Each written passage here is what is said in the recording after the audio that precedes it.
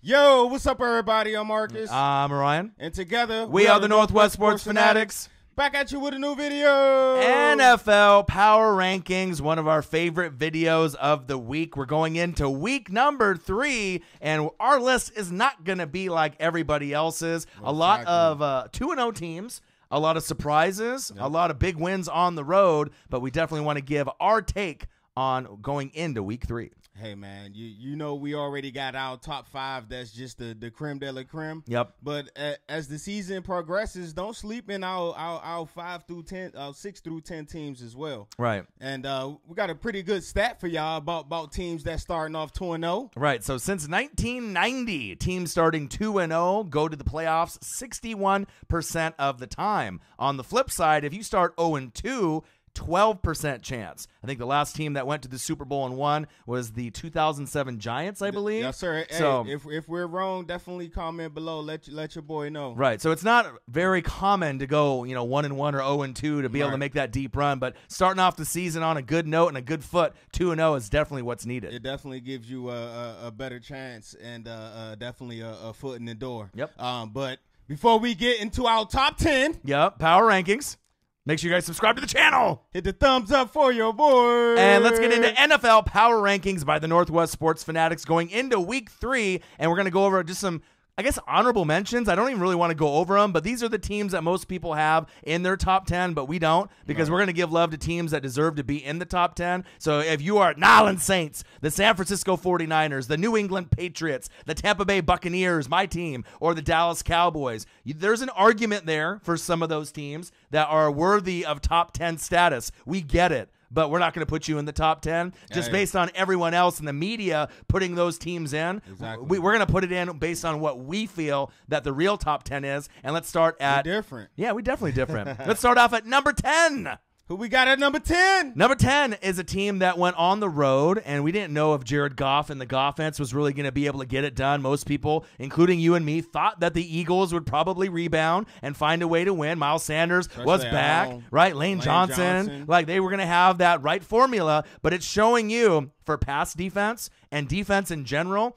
We know Tampa Bay's got the best rush defense in football right now. Right. That's actually going back to last year. But as far as pass defense and overall defense, the Los Angeles Rams, Aaron Donald, Jalen Ramsey, we got them at number 10. Hey, man, shout out to Mr. Higbee, man. He had a huge day. Killed me in fantasy. Oh. It just goes to show you with that offense, man, that any given Sunday, it could be either one of the plethora of weapons that they got out there in L.A. All right, 3 touchdowns for last year, for the whole year for Tyler Higbee. He got 3 just last week. So he's starting to make a name that he's a top 10, candidate, moving up the ranks in the tight end ladder. But the thing that really amazes me is that we've been going back and forth with Jared Goff and Carson Wentz. Number 1, number 2 pick. First, Goff looked great. They're going to be linked together forever. Right. So it's kind of like Jameis Winston and Marcus Mariota, except with these these guys are better. But first it was like, oh, Jared Goff's great, and Sean McVay's a genius, and they go to the Super Bowl. They don't win, but you're like, great. Then Todd Gurley gets hurt, and then the offensive line wasn't the same. Right, goes to the shits, right? And then you're like, oh, maybe Carson Wentz is that much better. But then now you're going into this year,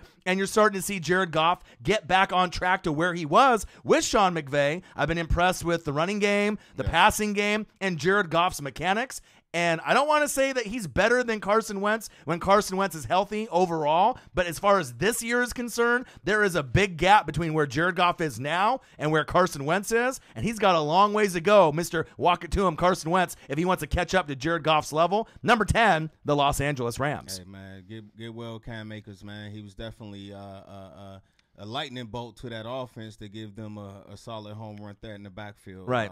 So get well soon. And an early season prediction, just throwing it out there, I got 3 teams from the NFC West making the playoffs this year if we have 7. I got the Rams, the Cardinals, and the Seahawks getting in. That's my personal feeling. Right. I don't think this is just a fluke job. I think the Rams, Cardinals, and we got Seahawks. That extra team this year. So. Yep. And I think all 3 of those are going to get in, and you're only going to get 1 from the NFC East, 1 from the NFC North, and I'm hoping Tampa Bay and the Saints from the NFC South. All right, who we got at number 9? Number 9 had an amazing performance, and people want to give credit to other teams in similar situations, but not so much this team. But I think you should. They stopped Drew Brees, right? You had a guy named Josh Jacobs really show what he could do week 1. He's a bell cow. You can give this guy the ball 25 to 30 times. And then you got this guy named Darren Waller from the Raiders. Top 5 alert. Really showing that you know Travis Kelce. You know George Kittle. You know so bad it hurts Zach Ertz. And Yes, you know sir. Mark Andrews. You better get to know Darren Waller, tight end for the Raiders. Hey, man, shout out to that offensive line, man. They showed the stat last night. They's the highest paid O-line in the business right now.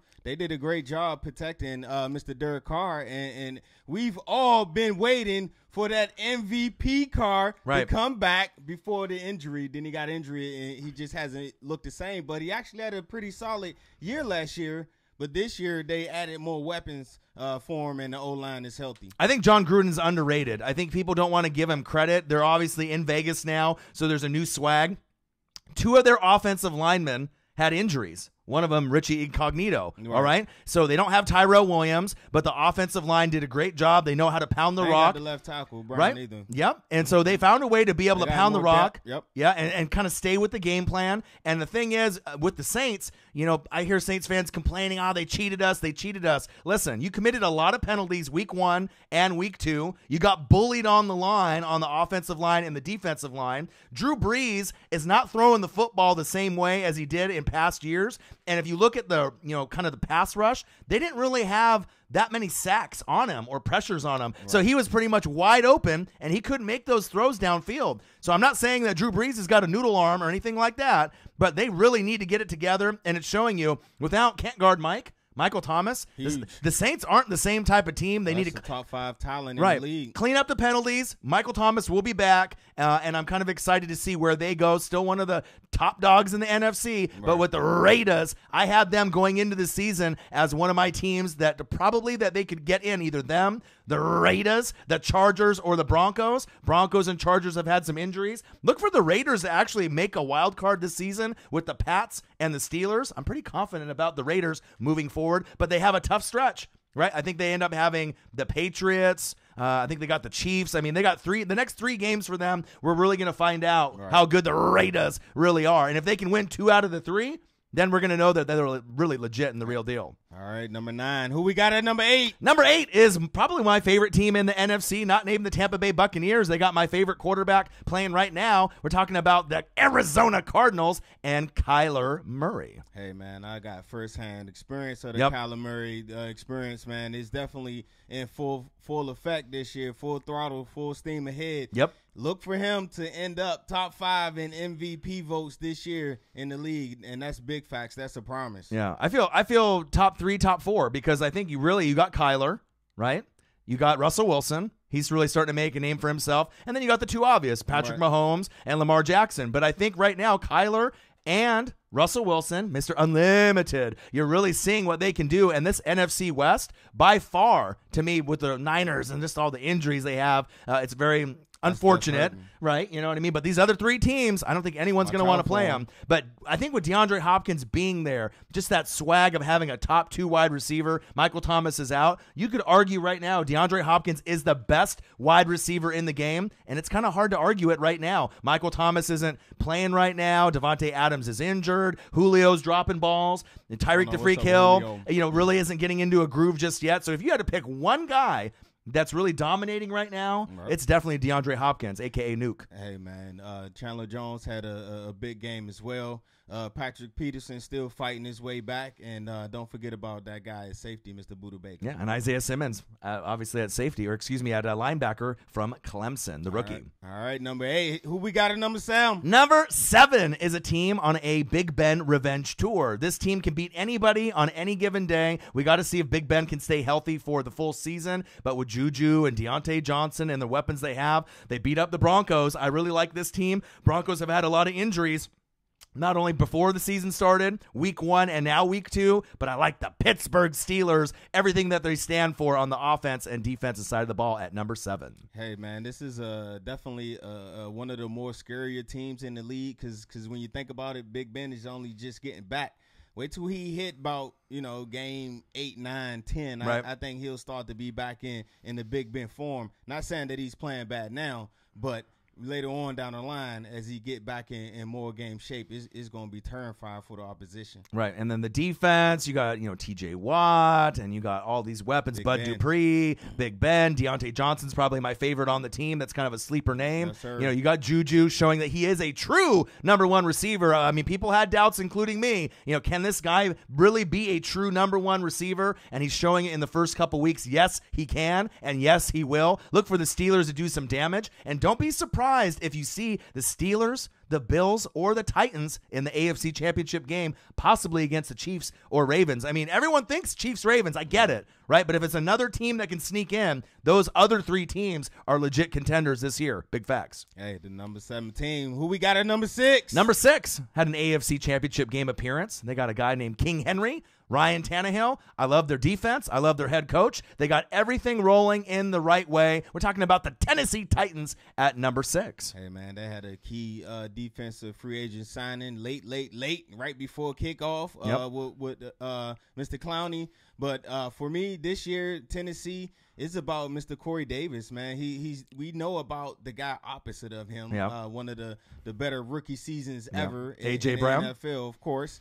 But he's really starting to assert himself more as well. And don't forget, that guy was a top 5 pick. Right. I picked him up in fantasy. So I played him, and he ended up scoring, so I knew that he was going to be able to make, big moves. Yeah, the game was a little rough with the Jags, but let's give the Jags some credit. The Jags could be 2-0. The Jags have actually been playing some good football. Gardner Minshew, besides Ryan Tannehill and a few of these other guys that are in the MVP case, like Russell Wilson and Kyler Murray and Lamar, right? No one's really talking that much about Gardner Minshew, and they almost pulled off that win. So I think that a lot of the teams in the AFC South are going to be punching each other in the mouth, but the Tennessee Titans overall have the better package, offense, defense, coaching, special teams, and look for them to really gain some steam going into November and December, just like when we saw King Henry really take over the rushing title in December. I feel that same kind of momentum coming. They definitely are a legit team, and I got them winning the AFC South this year, the Tennessee Titans at 6. All right, who we got at number 5? Number 5. This top is 5 alert. Top 5 alert. This is the cream of the crop. These are teams right here that I truly believe that could be in the NFC, AFC championship game. Yes, I think the Titans, the Steelers, those two teams could be in there also, but these teams really are the top dogs right now. Things could change as we go later on in the year, but at number 5, your favorite quarterback, one of the guys that's really, I'm gaining steam and I'm gaining ground. I see the chemistry with Stephon Diggs. I'm seeing what the defense is doing. Josh Allen is just running over guys. I really like the direction where this team is going, and if I had to put money on one single team that's not named the Ravens or Chiefs to make an AFC championship game, ranked number 1 would be this team, the Buffalo Bills. Hey, man, I've been high on him ever since he came into the league. He was my favorite out of that draft. He just was a little raw. Right. One of the things that I seen about him back in college was his ability to fight, his ability to win. He didn't like losing. His competitiveness, and that has translated to the NFL, as you've seen him just throwing people all on the ground and hurdling as he hurdled the guy last year as well. It's good to see him throwing the ball great as well with the addition of Mr. Diggs. Right, and a lot of people want to clown on, he went to Wyoming, he didn't play anybody, but it's not necessarily, the size of the dog, it's the fight in the dog and being able to work on your game, do the film study, get the right number 1 wide receiver in Stephon Diggs, who seems like he's been there for 10 years. I mean, the chemistry is already starting to pay off. The defense is great. The O-line's good. The running game's good. Head coach is great. They really got all the pieces lined up, and I think they are the biggest threat to the Chiefs, the Ravens, or any other top dog. Last year it was the Titans. Maybe this year it's the Buffalo Bills. And not only are they a threat to the Patriots for the AFC East crown, I really think that this team could represent the AFC at the end. I mean, obviously the Ravens and the Chiefs are the two no-brainer options. Right, but if there's injuries or if there's anything that happens where it's just Chiefs versus Bills, right, or Ravens versus Bills, of course, you're going to take the Chiefs or the Ravens for the main option. But if you end up having a great game plan, maybe this is the year where you have an underdog like the Buffalo Bills that overachieve. AFC Championship game, Super Bowl, possibly. I love the Buffalo Bills. All right, who we got at number 4? Number 4 is a team that you loved last year, and they're really spanking everybody that they're playing. And they're going to be playing the Nolens Saints. And Saints fans, you should be worried because if you don't win this game, you're going to go down to 1-2. I like what Aaron Rodgers and Aaron Jones is doing. Who? Aaron Jones. Okay, who? All right, Aaron Jones. He might be the best running back in football right now. The Green Bay Packers at number 4. Hey man, yeah, I was high on them last year. They was my Super Bowl pick. Yep. From the NFC to represent. And this year, going into this year, with the whole they didn't draft someone with that first round pick, I was kind of worried on how that would resonate within the locker room. Not just Aaron Rodgers, with everyone else as far as them getting him more weapons so they can win. But this year, hey, man, he took it to heart, and he's come back being right, Mr. Discount Double Check. He's looking like Mr. Discount Double Check, man. And I really feel with the Packers, they overachieved. I don't know if everyone really believed that they would get to the NFC Championship game, right? But with them, the defense kind of fell apart when you played against the Niners, but most teams fell apart when they played San Francisco last season, right? So even though you didn't get some of those weapons, Aaron Rodgers, you always kind of count this guy out. If you feel he's not maybe a top 5 anymore, or where is he at in the pecking order? They are beating the brakes off teams right now. The defense has been suspect at times, but I really feel this could be the top team in the NFC. I mean, yeah, you got the Saints and the Seahawks and these other guys that are out there that are contending. But the Packers, to me, with Aaron Rodgers, when he's focused, and if Aaron Jones, Aaron Jones, if he ends up being the best running back in football this year. Healthy Devontae Adams, top 5 alert with him. When he's healthy. Yeah, that's what I'm saying. When he's healthy. And don't sleep on the cornerback, man, Mr. Jair Alexander. Yeah, I love him. He's a playmaker. Right. He's a dog back out there. And I could see the Packers really doing some big things. But the competitive nature of the NFC, we know what it is. Who knows what it's going to end up being. Right. But at least for these first couple weeks, the Packers look legit. And then going into this game with the Saints, they're heavily favored in most people's eyes, especially if you don't have Michael Thomas. So I'm really excited to see if the Saints can rebound, less penalties, if Drew Brees can actually have a good game. If the Packers beat the Saints, you're going to really know who the number 1 team in the NFC is this Sunday night. All right, who we got at number 3? Number three is a team by Mr. Unlimited. Mr. Unlimited. We always made fun of that when we saw that. Dangerous. Nice. He's proving that he said, you know what? I am the best quarterback in football. I am the best in football. Like he got a right to say that. Right? And then you think about it and you're like, well, yeah, there's Lamar Jackson and there's Patrick Mahomes. But if you look at any quarterback right now, even Kyler Murray and these other guys that are balling right now, Cam Newton as well, he has 9 touchdowns so far this season within the first 2 weeks. 10 incompletions. He is playing like the best quarterback. He hasn't got any MVP votes. He will get some this season. They are going to win, in my eyes, the NFC West. They don't have a very good offensive line, the worst D-line, in my opinion, in the NFL, but they're still finding ways, even though they're giving up a lot of passing yards. They got Jamal Adams. You got Bobby Wagner. They need to work on that. They need to work on that pass defense. But overall, the offense, DK Metcalf, Tyler get to the door and lock it, Chris Carson, Russell Wilson. Carson playing good again too. Great start to the season as well as he's normally he's predictable and he's consistent. But my issue with this team, man, is the lack of pass rush, man. You had a chance to make a big play to bring your man Clowney back. The secondary gets beat because of lack of pass rush. If you have a pass rush, that makes your secondary that much better. But they got some hogs out there in the secondary. Not only Dunbar and Adams, they got Griffin on the other side as well. So it's still early. They're going to get it together. It's Pete Carroll. It's the Seattle Seahawks, and they'll be in the tournament when it's time to lace them up. Right, and I feel with the Seahawks and the Packers, they're just going to outscore opponents. And they're not going to be playing great defense week in and week out. But if you got Russell Wilson and you got Aaron Rodgers, you're going to be able to put up 30 or 40 almost on any given Sunday, Monday, or Thursday. So look for them to keep rolling along. And we got the Seahawks at number 3. All right, who we got at number 2? Number 2 and number 1 could be interchangeable, but based on what I've seen, it's not. Not to you? No. To some people. Who? Not me. Okay. Not you. Make sure y'all comment below. Yeah, let us know. But right. I mean, maybe to fans of this franchise. But so far, right, week 1, it was one thing. But going into week 2, it took a long field goal to make it happen. We still think that you could go back to back. Oh, yeah, of course. Right? But you didn't look that good last week. And so we got to put you at number 2. We're talking about the Kansas City Chiefs, the Super Bowl champs from last year. Hey, man. Number 2. But it's not fair. I mean, it is fair to have them at 2, but the Chargers, man, they was game, man. They played a pretty good game. Justin Herbert. And it's a divisional foe, so you know how them divisional games is. But on any given time, any given day, they got number 15. They can win any game. The Fresh Prince of Hell-Air, your boy, your Holmes, the Hell-Air. Yeah, hey. Hey, he's keeping it going. Shaboing Boing, Tyreek Hill with a wonderful catch. Yep.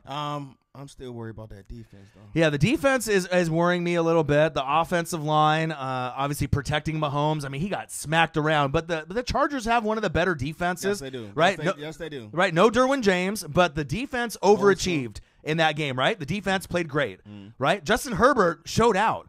Couple bad throws, a bad pick, but overall played pretty good. They was in a position to win, and that's all you could ask. Right. But the Chiefs are one of those teams, when they get down, they always typically come back and win. Right? So, I mean, even if they might be number 2, we're not saying that they're not going to win the championship. I mean, they definitely could. But with number 1 rolling like they are, they got a matchup on Monday night, and we're going to really find out who the best team in football is. Is it going to be the number 2 Kansas City Chiefs, or is it going to be our number 1 team, the Baltimore Ravens? Hey, speaking of number 1, who we got at number 1? Number 1, you got Lamar Action Jackson. You got Hollywood Brown. And you got the best tight end in football to me right now, not named Travis Kelce. It's Mark Andrews. We're talking about the Baltimore Ravens. Hey, man, they's a well-oiled machine right now, man. Yep. And they definitely look like they mean business on all aspects of the football game. Special teams, they're always money. Harbaugh is a special teams coach. The offense and the defense is clicking as well. I think what's really surprising me is Marcus Peters and the defense. The defense is getting interceptions. The defense is getting fumbles. They're running fumbles back, getting pick sixes, getting big gains off those turnovers. And they're the number 1 team since 2019 in turnovers, just based off getting those big plays and taking them to the house. So I really feel with the Chiefs, they're great. Patrick Mahomes is great. The team that they have is great. Yes. But it just seems like what I've seen so far in the first 2 weeks, Baltimore's playing slightly better going into this matchup on Monday night. It's going to be amazing. And one thing about the Baltimore defense, which I didn't think they could do, they added more speed to that defense and them rookie linebackers that they drafted. Right. So it'll be interesting to see what happens with the team, Patrick Queen and a few others. But the Baltimore Ravens haven't beat Patrick Mahomes. But going into Monday night, I kind of have a feeling that the Ravens might beat Patrick Mahomes. I mean, it's looking like that. I mean, it's going to go down to the wire. Probably be the best game of the year. Probably in the high 30s. Right. I would assume it's going to be a great game. With them two and with New Wave, our guy, aka Lamar Jackson, it's going to get to the point where it's going to be kind of like the LeBron effect, where they're always going to be the top 2, top 3. Throw Russell in there, people in the league. You know what I mean? So they can't give him the MVP each and every year. But so far, man. I mean, it's going to be going back and forth. And if you really think about it, you have one team in the AFC West in the Chiefs. And you got the other team in the AFC North. But I think one of the biggest rivalries in the NFL from now and the next probably 8 to 10 years, it's going to be the Baltimore Ravens and the Kansas City Chiefs. It's going to be like Larry Bird and Magic Johnson. You know what I mean? Except they're just in the same division, and they're going to be battling it out consistently year in and year out to go to the Super Bowl. And if those two teams go to the Super Bowl, chances are those teams are going to win. I'm not sure if the NFC team that represents the NFC can keep up with those two teams for 4 quarters. You might be able to do it for 2, 2.5, maybe 3, but in the 4th quarter, the Ravens and the Chiefs, you usually put your money on those teams no matter how good the NFC team is, and that's big facts. All right, there you guys have it. Yep, make sure you guys subscribe to our channel. Hit the thumbs up for your boy. And that's our NFL Power Rankings going into Week 3 by the Northwest Sports Fanatics. All right, I'm Marcus. This is my guy, Ryan. Only got one question for you. Who you know talk sports like us? Northwest Sports Fanatics. Okay. Comment below. Let me see y'all top 10. Yeah, we want to see what you guys think. I mean, like I said, we had Saints, Niners, Pats, Bucks, Cowboys. Could have been in there. Quick recap. Rams 10, Raiders 9, Cardinals 8, Steelers 7, Titans 6, Bills 5, Packers 4, Seahawks 3, Chiefs 2, don't cry Chiefs fans, and Ravens number 1. Gang. Gang.